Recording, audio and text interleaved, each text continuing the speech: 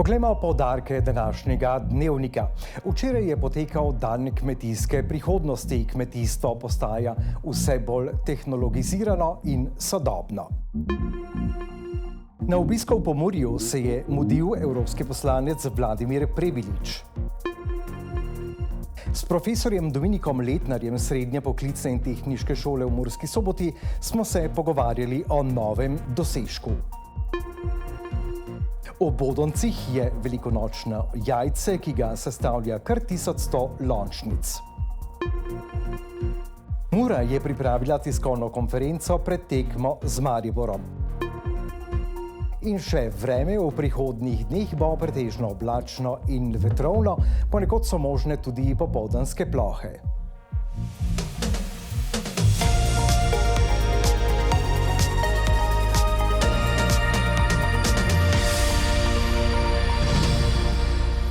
Spoštovane gledalke in gledalci, lepo pozdravljeni v današnjem Pomurskem dnevniku. Včeraj je potekal dan kmetije prihodnosti, ki ga organizira DIH AgriFood. Prihodnost pa tudi sedanjost kmetijstva se bistveno razlikujeta od dela iz časov naših prednikov. Digitalno informacijsko središče za kmetijstvo in proizvodnjo hrane odgovarja na vprašanje, kako z manj viri proizvesti več hrane in kakšni so pristopi trajnostne in odporne kmetijske prihodnosti. Na včerajšnjem dogodku so se zbrali vsi deležniki na enem mestu. Prizorišče dogajanja je bilo na njivi, kjer se dela tudi odvijajo. Dan kmetije prihodnosti organiziramo v sklopu mreže DIH AgriFood, ki je dejansko kot neka centralna vstopna točka za vse akterje v prehranski verigi, torej od kmetovalcev, predelovalcev, prodajalcev oziroma trgovcev, dobaviteljev in tudi ponudnikov rešitev. Tako da današnji dogodek združuje vse akterje na enem mestu. Doktorica Saša Štravs iz Inovacijsko-tehnološkega grozda v Murski Soboti je podrobneje predstavila nove tehnologije, ki bodo spremljale kmetijstvo prihodnosti. Teh ni malo, se jih bo pa treba po podatkih zelo hitro lotiti tudi v praksi. Vsekakor bo bolj digitalizirano, pa večji poudarek bo na podatkih, ki se bodo zbirali skozi različne tehnologije, kajti podatki so tisti, ki kmetu najbolj koristijo pri vsem odločanju. Štravs še o tehnologiji na sami njivi, ki bo v prihodnosti drugačna, seveda pa smo do nekaterih novosti še zadržani. Vse te tehnologije so pa seveda namenjene optimizaciji repromateriala, da se porabi manj, s tem se tudi zmanjšajo stroški in pa da se vedno bolj poudarek je vedno na trajnostnem kmetijstvu, se pravi, če se porabi manj repromateriala, se tudi manj onesnažuje okolje in pa tudi, da se kmetu olajša delo. Kmetijstvo v prihodnosti je seveda tema, ki se je pospešeno posveča tudi Kmetijski inštitut Slovenije. Včerajšnji dogodek je obiskal dr. Blaž Germšek z inštituta. Ja, prihodnost kmetijstva bo zelo različna na posameznih regijah ali pa državah, to je v osnovi, drugače bo pa zelo prepredena z digitalizacijo, robotizacijo in pa drugimi novimi sodobnimi tehnologijami. Tudi posnetki iz zraka se bojo nadgrajevali, sistem bo večplasten, več podatkov bomo generirali, obdelovali in jih potrebovali za različne namene. Na obisku v Pomurju se je mudil evropski poslanec Vladimir Prebilič. Prebilič je med drugim obiskal tudi občino Beltinci. V Pomurju se je včeraj mudil evropski poslanec Vladimir Prebilič. Po obisku v podjetji Vipol in Transpak se je odpravil na obisk v občino Beltinci, kjer ga je sprejel župan Marko Virak. Prebilič in Virak sta obiskala otok Ljubezni, kjer stoji nov mlin, ki je zgrajen z evropskimi sredstvi. In tudi to je en izmed razlogov, zakaj sem danes tukaj. Namreč moja naloga je prepričati vse v Evropski uniji, da za božjo voljo naj ne postavljajo pod pogoj teh sredstev, ki jih kako krvavo potrebujemo, in namesto, da bi delali projekte na otoku Ljubezni, delamo tanke. Torej, to ta trenutek ni potrebno, ohranimo ta sredstva, poiščimo, če že moramo, denar kje drugje in vračamo ta denar tam, kjer jih potrebujemo. Veste, kaj je najpomembnejše in žalostno dejstvo? Razlika med regijami v Evropi je 1:5. Mi imamo regije, ki so 5-krat bogatejše od drugih in osebno menim, da največja nevarnost za Evropsko unijo ni Ruska federacija, ampak je neenakost znotraj Evropske unije. Ker če se ljudje v Uniji ne bodo počutili doma in prijetno, potem bo Unija kot projekt izgubila svoj smisel. In naloga vseh nas, ki imamo stik z nekim regionalnim svetom ali pa lokalnim okoljem, je, da prepričamo odločevalce v Evropski uniji, da se to ne zgodi, torej da ta sredstva ostajajo, več, da jih vračamo nazaj in pomagamo ohranjati neko kolikor toliko uravnotežen razvoj posameznih regij in pa krajev v naši Evropski uniji. Mislim, da je občina Beltinci lahko vzorčen primer. Kot je povedal evropski poslanec Prebilič, je občina Beltinci zelo uspešna pri pridobivanju evropskih sredstev, kar potrjuje dejstvo, da je občina vodilni partner projekta Rural, ki je namenjen revitalizaciji ruralnih območij. Konkretni cilji so seveda tisto, kar nas najbolj bremeni ruralno območje, to je depopulacija in pa seveda s tem povezano tudi stanje demografije.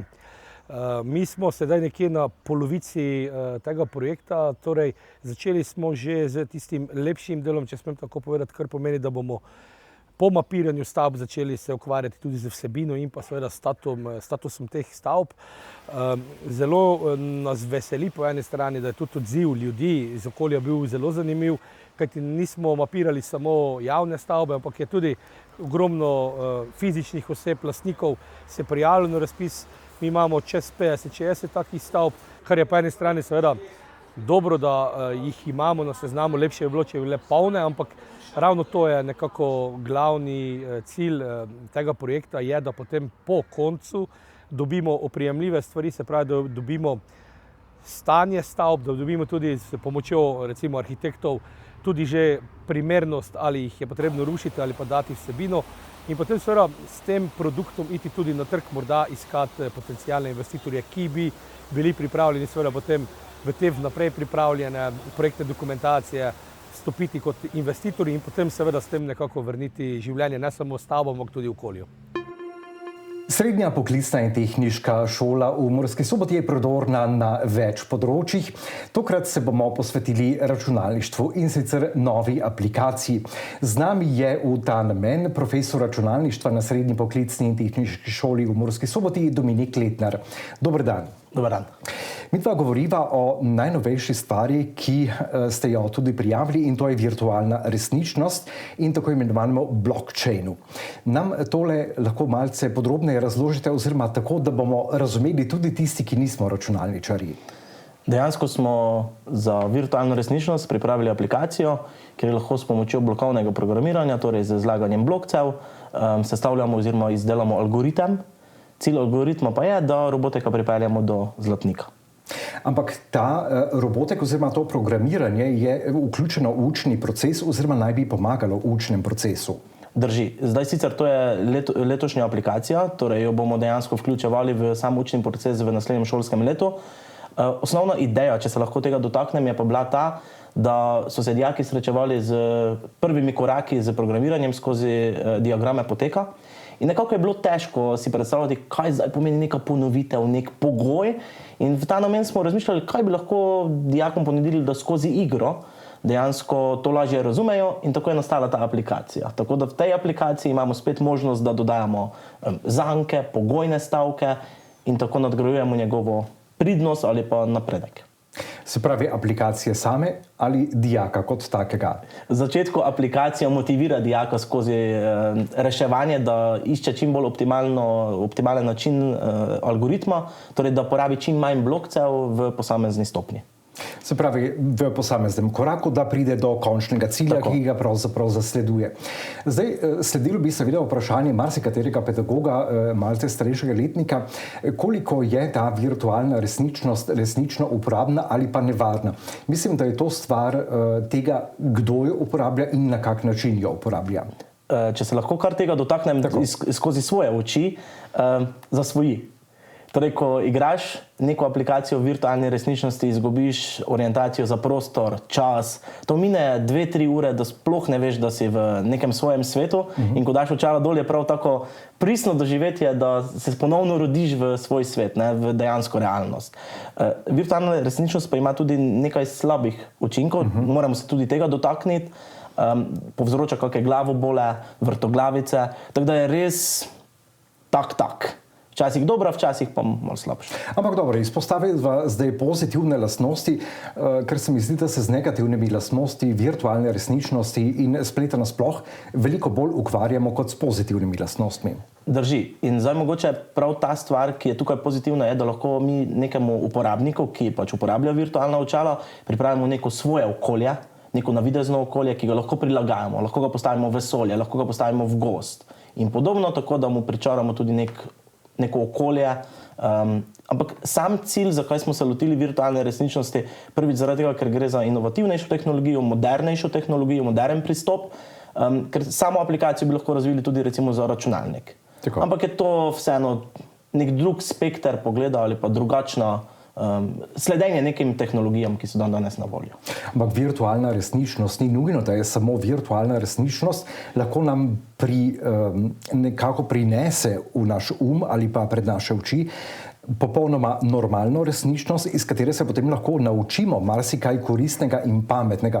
Pravzaprav želim to izpostaviti, ker glede na to, da ste ustvarili na Srednji poklicni in tehniški šoli v Murski Soboti, bo verjetno uporabna tudi v učnem procesu. Drži, to je zdaj definitivno prvi cilj, da drugo leto že v septembru vključimo v prvi letnik prav to aplikacijo. Sama filozofija, če se lahko spet tega dotaknem, je ta, da tudi ponudimo aplikacijo osnovnim šolam, ki bi lahko v sklopu mogoče izbirnega predmeta računalništva tudi mlajšim generacijam omogočile že to učenje algoritmičnega razmišljanja oziroma samega logičnega razmišljanja, kajti to je nek način, ki ga potrebujemo danes vse povsod. In to je pač tok časa, s katerim je treba iti. Se vam ne zdi, da se bodo osnovne šole malce bojezljivo lotile te dejavnosti? Da in ne. Jaz upam, da bo način, na katerega bomo to stvar predstavili, da bodo tudi videli dejansko same koristi, ki jih lahko uporabijo za te mlade, ker vseeno dosti časa preživijo na različnih tehnologijah, tako da dejansko si nekako prisiljen že danes, da slediš tem novim trendom. Dominik Kletner, vi ste iniciator te aplikacije oziroma eden izmed gonilnih sil te nove aplikacije. Odkot sploh ideja, da ste se lotili nekaj takega? Zdaj v šoli imamo prenovljen program tehnik računalništva in je že v prvem letniku samo programiranje. In nekako ne moreš ti kar dijakom ponuditi nek programski jezik, pa jih vreči med krokodile, jaz vedno rečem. Zato se vedno začnemo učiti na nek način, da oni sploh razumejo, kaj pomeni neko algoritmično razmišljanje, logično razmišljanje, reševanje nekih problemov.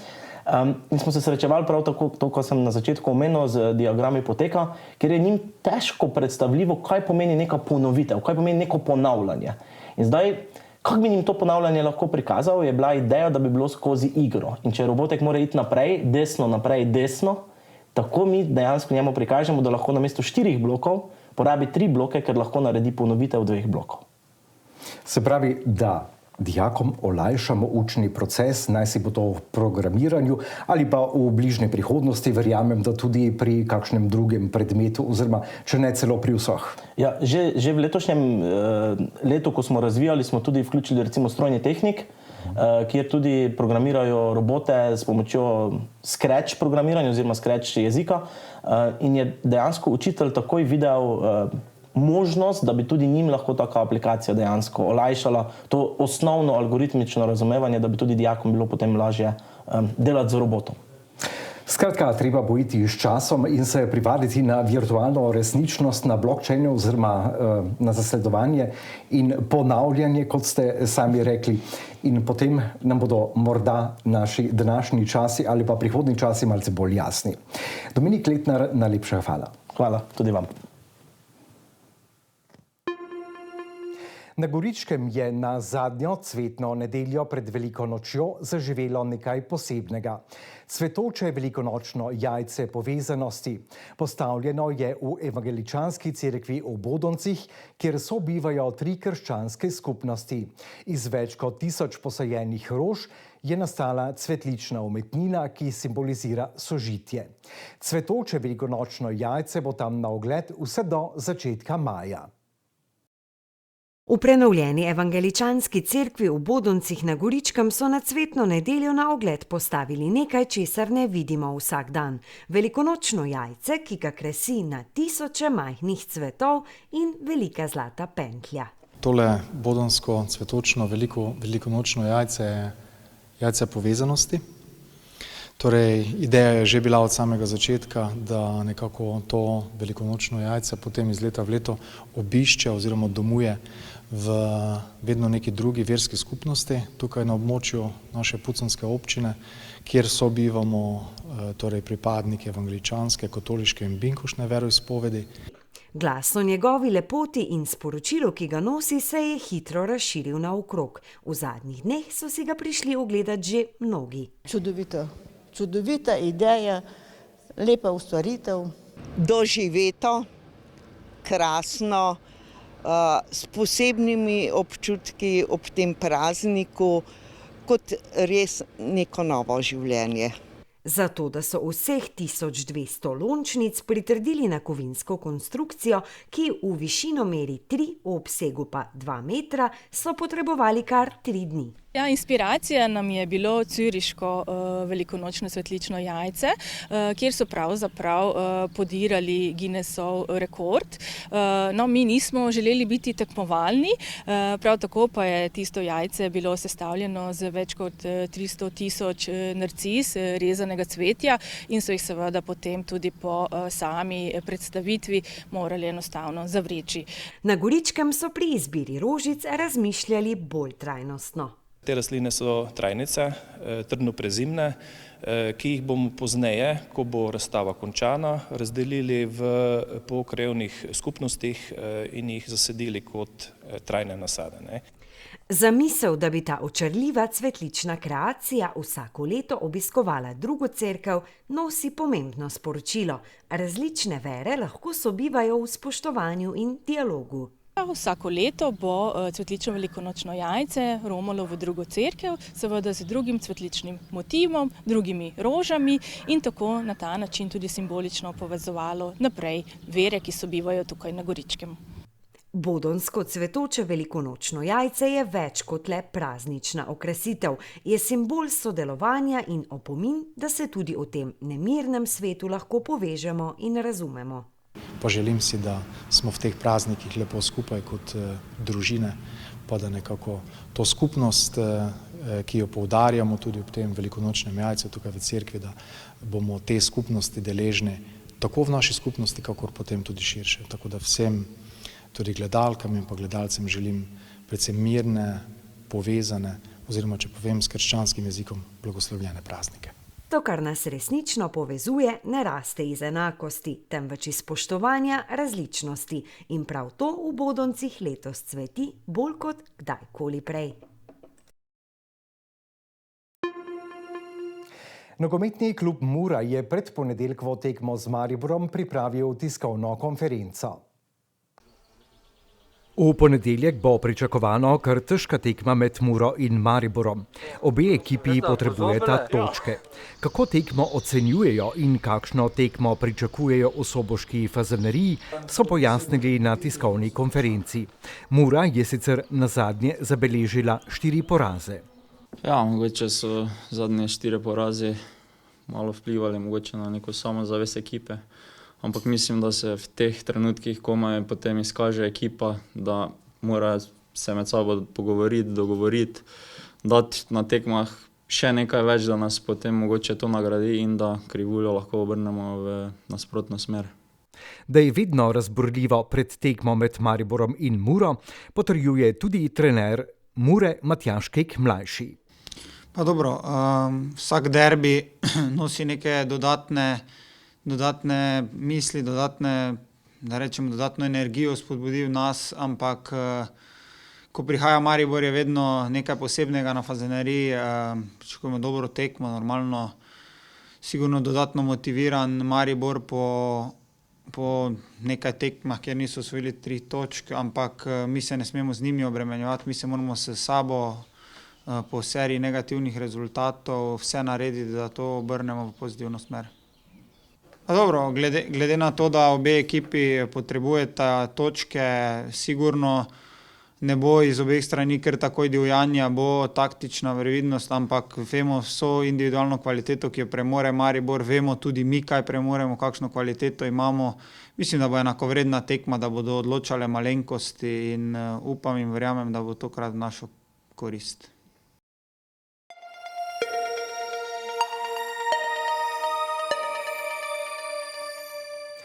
Poglejmo še vreme. Danes je bilo zmerno oblačno in vetrovno, podobno bo tudi jutri, ponekod bodo nastale še popoldanske plohe. Današnje jutro je bilo oblačno in vetrovno. Opoldne so namerili v Murski Soboti, Radencih in v Krajinskem parku Goričko 14, v Lendavi pa 15 stopinj Celzija. Jutri bo na zahodu spremenljivo do pretežno oblačno, v hribovitem svetu bo nastala kakšna ploha. Drugod bo večinoma sončno, še bo pihal jugozahodni veter, najnižje jutranje temperature bodo od 3 do 8, najvišje dnevne od 16 do 21 stopinj. Najnižje jutranje temperature v severovzhodni Sloveniji bodo v Murski Soboti in na Ptuju 6, v Mariboru pa 7 stopinj Celzija. V nedeljo in ponedelje kaže na sončno in suho vreme, več oblakov bo na zahodu, jugozahodnik se bo nekoliko okrepil. Popoldne lahko nastane kakšna kratkotrajna ploha. Čez dan bo še nekoliko topleje. Temperature se bodo v naslednjih dneh zjutraj gibale med 7 in 13 stopinj, čez dan pa med 13 in 22 stopinj Celzija.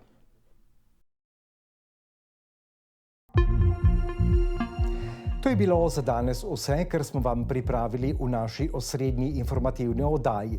Ukolikor želite izvedeti še več o dogajanju v Pomurju, vas vabimo, da obiščete našo spletno stran ali pogledate na naša socialna omrežja. Hvala za pozornost.